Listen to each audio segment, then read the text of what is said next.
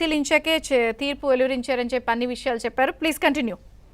ఈ కేసులో ఇప్పటివరకు న్యాయవాదులు చెప్పినట్లుగా ఈ కేసులో అమృత భార్య అమృత కావచ్చు, తల్లి ప్రణయ్ తల్లి ఇచ్చినటువంటి స్టేట్మెంట్లే చాలా కీలకంగా ఉన్నాయి. ఎందుకంటే ఈ హత్య చేసినటువంటి సమయంలో, హత్య జరిగినటువంటి సమయంలో వీరిద్దరే ప్రధానంగా అక్కడ సాక్షులుగా ఉన్నారు.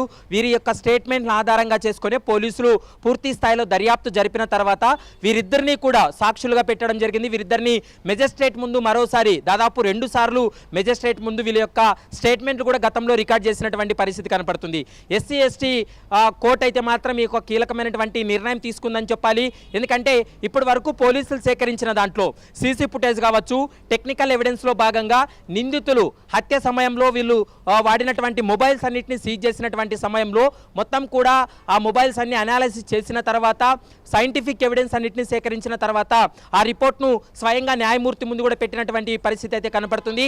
కోర్టు ముందు పెట్టినటువంటి సమయంలో వాటన్నిటిని కూడా పరిగణలోకి తీసుకున్నట్లు మనకు స్పష్టంగా అర్థమవుతుంది. మరోవైపు పోస్ట్ మార్టం రిపోర్టుతో పాటు ఎఫ్ఎస్ఎల్ రిపోర్టు కూడా ఈ కేసులో మదరు ప్రేమలత వీళ్ళ యొక్క ఎవిడెన్స్ చాలా కీలకంగా దీంట్లో కీలకంగా భావించినట్లు అర్థం చేసుకోవచ్చు. అట్లాగే ఏదైతే జ్యోతి హాస్పిటల్లో సీసీ ఫుటేజ్లో ఈ హత్యా నేరాలు, ఈ హత్యా దృశ్యాలు రికార్డ్ అయ్యాయో ఆ సీసీ ఫుటేజ్లు కానీ ఎక్కడెక్కడైతే బస చేశాడో నేరానికి ముందు ఆ సవేర హోటల్ కావచ్చు, అనుపమ హోటల్ మిరాల్గూడలో కావచ్చు, అక్కడ రికార్డు మొత్తం ఇన్వెస్టిగేషన్ ఆఫీసర్ కలెక్ట్ చేయడము, ఇలా మొబైల్ ఫోన్లు అరెస్ట్ తర్వాత మొబైల్ ఫోన్లు సీజ్ చేసి ఆ మొబైల్ ఫోన్లు వర్కింగ్ కండిషన్, రిట్రైవ్, వాళ్ళు ఎక్కడెక్కడ మాట్లాడుకున్నారు, ఏమేమి మాట్లాడుకున్నారు, టవర్ లొకేషన్స్ సహా పూర్తిగా ఇన్వెస్టిగేషన్ పక్కడబందిగా ఇన్వెస్టిగేషన్ చేశారు.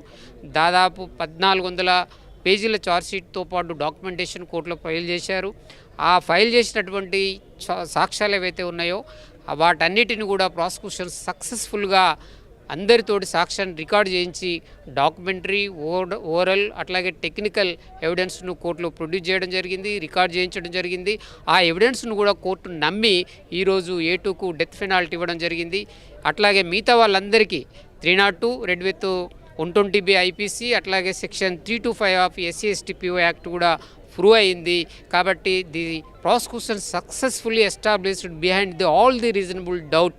కాబట్టి వాళ్ళ కోర్టు ఇచ్చిన తీర్పును స్వాగతిస్తున్నాం. అయితే 7 ఏళ్ల పాటు జరిగినటువంటి ఈ కేసుకు సంబంధించి ఇటు అమృత కుటుంబ సభ్యుల నుంచి కానీ, ఇటు బాలస్వామి అయితే ప్రణయ్ తండ్రి నుంచి కానీ ఎట్లాంటి తీర్పు ఆశించినట్టు వచ్చినట్టేనా? వాళ్ళు అనుకున్న తీర్పు వచ్చినట్టుగా భావించవచ్చు. ఎందుకనంటే వాళ్ళు సుదీర్ఘ కాలం పాటు వెయిట్ చేశారు. నిజంగా హానర్ కిల్లింగ్గా దీన్ని ఇన్వెస్టిగేషన్ ఆఫీసరు ఆనాడు ఉన్నటువంటి ఎస్పీ గారు రంగనాథ్ గారు ముఖ్యంగా వారు ఈ కేసును ఛాలెంజ్గా తీసుకున్నారు. అట్లాగే ఆయన అపాయింట్ చేసినటువంటి పి శ్రీనివాస్ గారు IO దీంట్లో ఆయన అదర్ కోఆర్డినేషన్ ఆఫ్ ది CIలు కావచ్చు, SIలు కావచ్చు, వీళ్ళందరి సహకారంతో సక్సెస్ఫుల్గా ఇన్వెస్టిగేషన్ చేసి కోర్టులో ఛార్జ్షీట్ ఫైల్ చేశారు. ఆ తర్వాత కోర్టులో జరుగుతున్నటువంటి ఈ సాక్షులను ప్రొడ్యూస్ చేయడం కానీ, నేరస్తులను ప్రొడ్యూస్ చేయడం కానీ ఇప్పుడున్నటువంటి ఎస్పీ గారు శరత్ చంద్ర పవార్ గారు చాలా కీలకంగా పనిచేశారు. వారు DSP మిరాల్గూడ గారికి కోఆర్డినేషన్ తోటి ఈ సాక్షులను సకాలంలో కోర్టు వారి ఆదేశాల ప్రకారం ప్రొడ్యూస్ చేయడంలో వారు కీలకంగా పనిచేశారని చెప్పవచ్చు.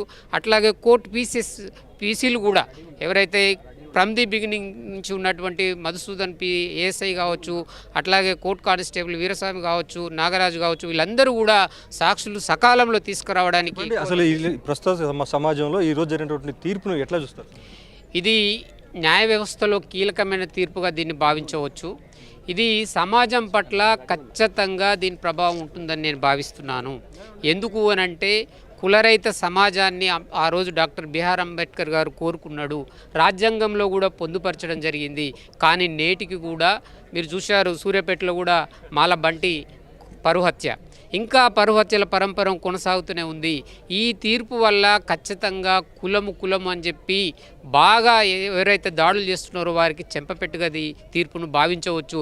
ఈ తీర్పు సమాజం మార్పు కోసం పనిచేస్తుందని నేను భావిస్తున్నాను.